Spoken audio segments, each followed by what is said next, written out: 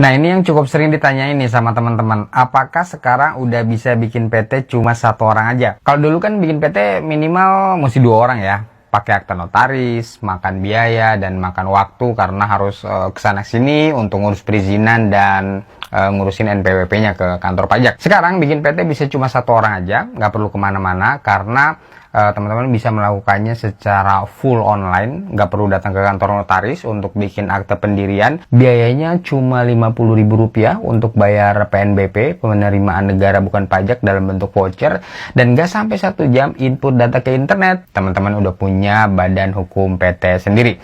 Asli badan hukum PT sendiri, legal entity berbentuk badan hukum seperti PT pada umumnya.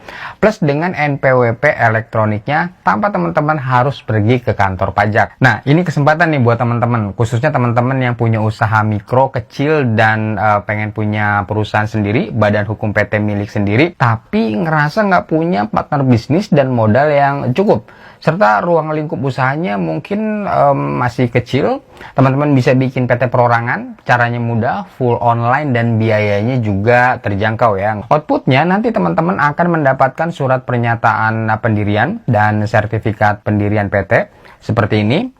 Nah, secara hukum ini adalah bukti bahwa perusahaan teman-teman sudah berbadan hukum PT ya, resmi terdaftar di Kementerian Hukum dan HAM, dan secara hukum sudah berdiri sendiri, mandiri, terpisah dari urusan hukum pribadi pemilik perusahaannya. Bagaimana prosedur untuk mendirikan PT perorangan ini? Bagaimana langkah-langkahnya secara teknis, dan apa aja nih yang harus teman-teman siapin kalau mau bikin PT perorangan? Kita akan membahas tutorialnya langsung praktek di websitenya Direktorat Jenderal Administrasi Hukum Umum di Kementerian Hukum dan HAM di situs ahu.go.id, dan kita akan membahasnya di video ini ya.